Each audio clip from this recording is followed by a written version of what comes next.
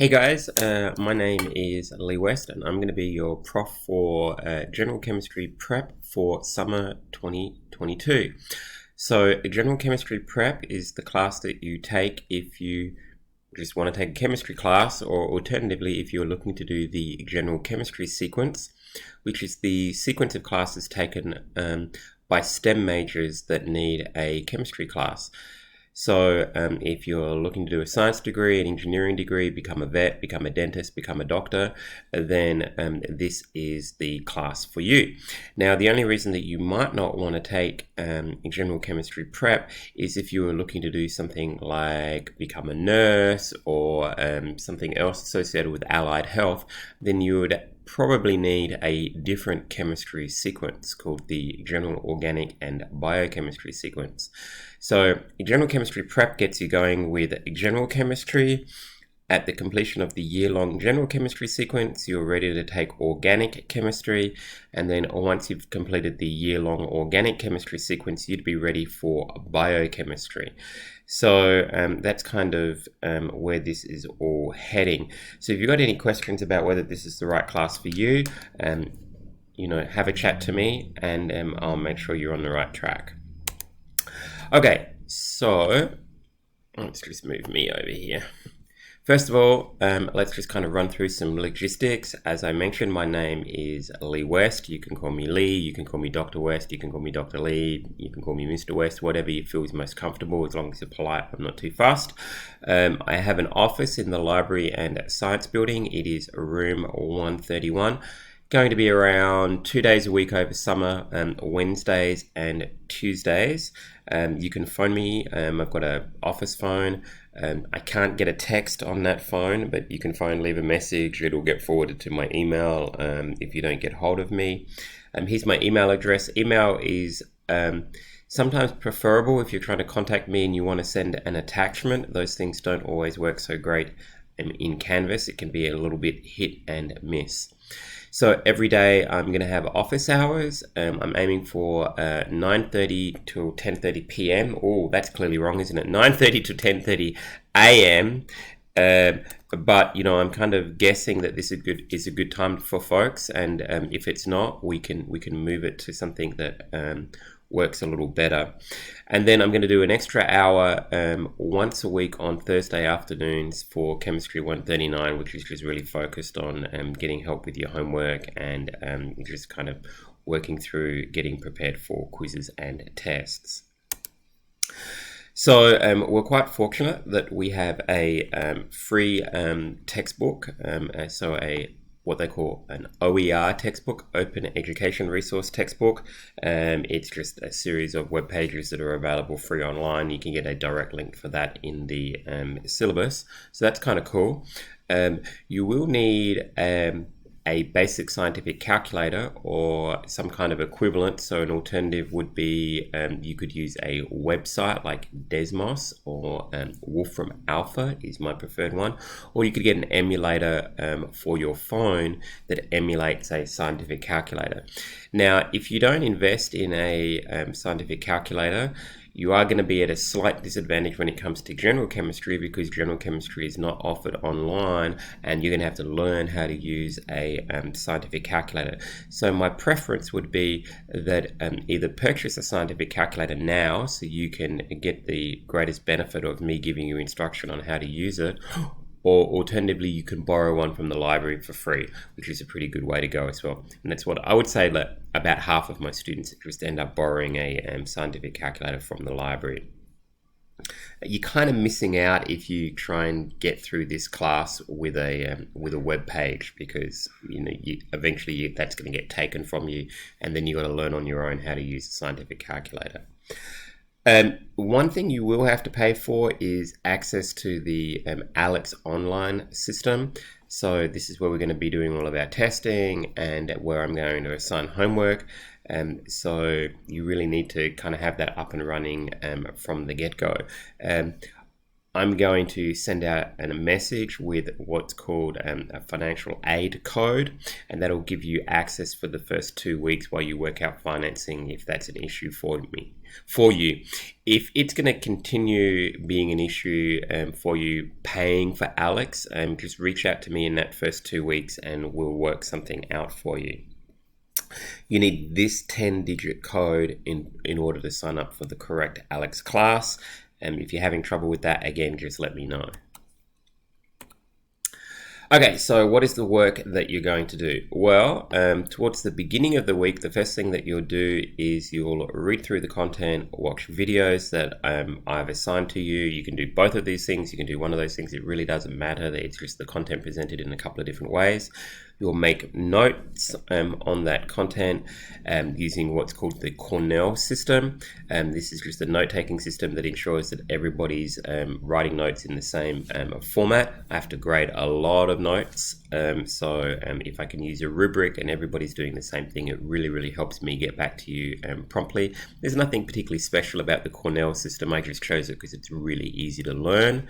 And you know, there's like a web page that will take you about a minute to read, and you'll know that system. So you make these notes using the Cornell system, and then you'll scan them. And generally what most people do is use an app on their smartphone. So the app that I recommend is Chem Scanner, and again I gave a link to a little video that shows you how to do that in the week 0 module. Super easy. So when you submit your work, this is going to be just like a single file with all of the pages in the correct order. None of them are going to be upside down or back to front or anything like that. You also always want to check that PDF, just make sure that it's readable, legible, that you've got enough resolution there, that nothing's cut off, that it all looks good.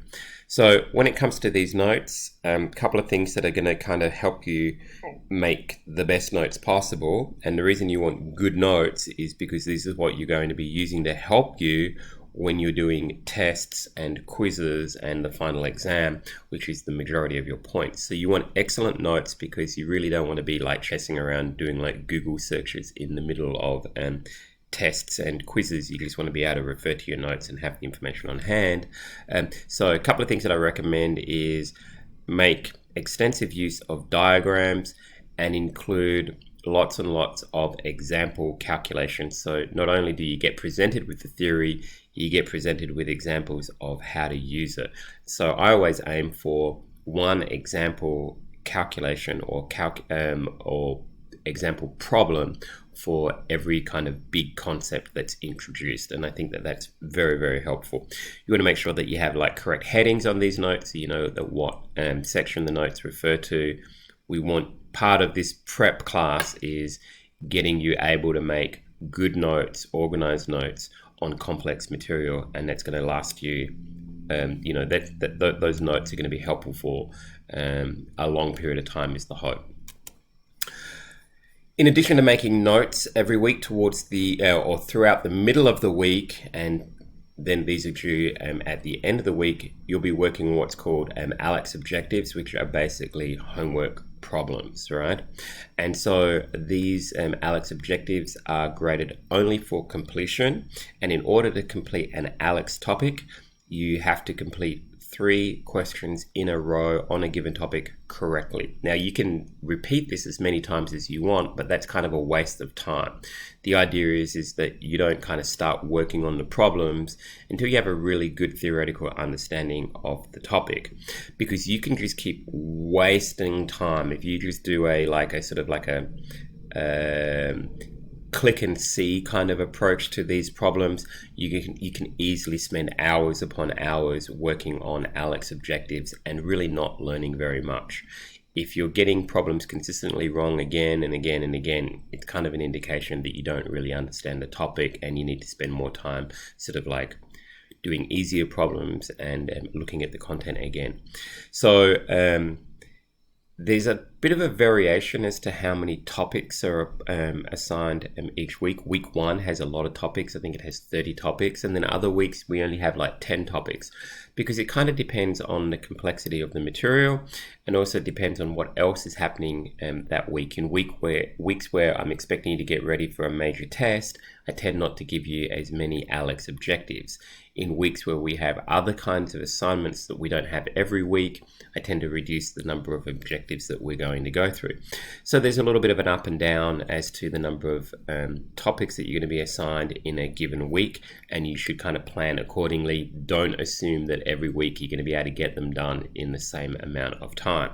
So what I would recommend doing is at the beginning of the week, looking at how many topics there are and going, okay, divide that number of topics by 5. That's how many I should be trying to get through every day. And like I said, some weeks you're going to spend less time in ALEX than others. Other weeks, ALEX is going to be the major thing that you do, and you should plan accordingly. We'll have quizzes, I think. There are 4 of them scattered throughout the quarter. They'll be administered through ALEX as well. I'm not really going to use the ALEX grading to grade your quizzes. What I'm going to be grading is a PDF of the work that you show that you use to show how you got to your answer. Right? So what you've got to upload to Canvas within 15 minutes of completing your quiz on ALEX is notes that show how you arrived at each of your answers in a neat and organized manner. And that's actually what I'm going to grade, and I'm going to be using for assigning partial credit. So ALEX is kind of like, it kind of grades like a multiple choice quiz. It'll either grade you correct or incorrect. What I'm going to do is I'm going to be grading these notes that you're uploading, and I'm going to be looking at the process that you went through, which is more interesting to me anyway than the final answer. This work should be neat, it should be organized, it doesn't have to be in the order, doesn't have to be questions 1 through 10, but every question should be labeled, and it should be clear what your work is referring to. Again, this is all about developing those skills to be successful in general chemistry. Throughout the quarter, kind of scattered pretty evenly, you'll be working on 3 what we call case studies, which are problem sets focused around a particular scenario. So it could be around a particular drug, or it could be around a particular environmental chemistry problem, whatever I select. So you're going to read through a narrative that describes the scenario and then answer a bunch of questions about it. And those answers you will convert to a PDF and upload to Canvas. Again, everything should be like organized, and it should be easy to follow your reasoning. I'm happy to look at drafts of your case studies so that you understand that you're pitching them at the correct level. All right. In addition to quizzes, there'll also be 3 tests, which are generally twice as long as your quizzes, so they tend to be about 20 questions long, that will be administered through the ALEX system. Once again, I'm not actually going to be paying much attention to what ALEX thinks your grade is. ALEX normally grades your test a lot harder than what I would. I'm going to be grading a PDF of your work that you're going to upload to Canvas that shows me how you arrived at your answer to each question. And again, this scan of this work needs to be uploaded within 15 minutes of completing the test on ALEX. So you can't just kind of like complete the test on ALEX one day and then spend a day getting your work figured out. You need to be doing the work simultaneously as you're doing the test or quiz. All right, so then on the Wednesday of the last week, you're going to sit a final exam, and that final exam I think is 30 problems. That'll be administered through ALEX again, and same deal as for quizzes and tests. You're going to be uploading a PDF that illustrates the work you did to arrive at each answer. Again, needs to be submitted within 15 minutes of completing the test on ALEX, and it needs to be neat, needs to be organized, it needs to be pretty clear what is going on as you're working through these problems. All right, so this is the kind of overflow of the week. So the earlier part of the week, you're just kind of watching videos, reading the textbook. you're making these notes. And you have a couple of days to do that. Anybody can do this if they put the effort in, so you don't get very many points. The middle part of the week, you kind of are practicing applying the content, and how you're going to be doing this is through working on the ALEX objectives. Again, you can attempt these as many times as you want. You can spend forever doing this to ensure that you get 100% if that's what you want to do. So again, it's not really a test of whether you learn anything. So these are not worth a bunch of points. Once you think you've mastered everything, whenever that might be, then it's your opportunity to demonstrate to me what you've learned. And how you're going to do that is through timed quizzes, tests, and the final exam, and then in more kind of abstract scenarios through these case studies. And you can see that this is worth the overwhelming majority of your points, right? So keep that in mind, that it's these longer, more difficult tasks where you want to be spending the bulk of your time. You really don't want to be spending huge amounts of time on ALEX objectives and the Cornell notes. They're just kind of getting you ready to take the assessment, right? They are important. They're the foundation for getting ready to take the assessment. But, 1 week's worth of ALEX objectives is only worth, less than 2% of your overall grade. So keep that in mind, that, really the important thing is that you are ready to take these quizzes and tests, and you do a great job on the final and the case studies. I think, when I look at student evals for this class, and I published all of the student evals, so you can have a look at them and you can see what people have been saying over the last few years.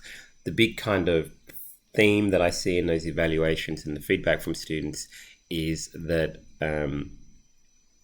if they manage their time well, the course tends to go well.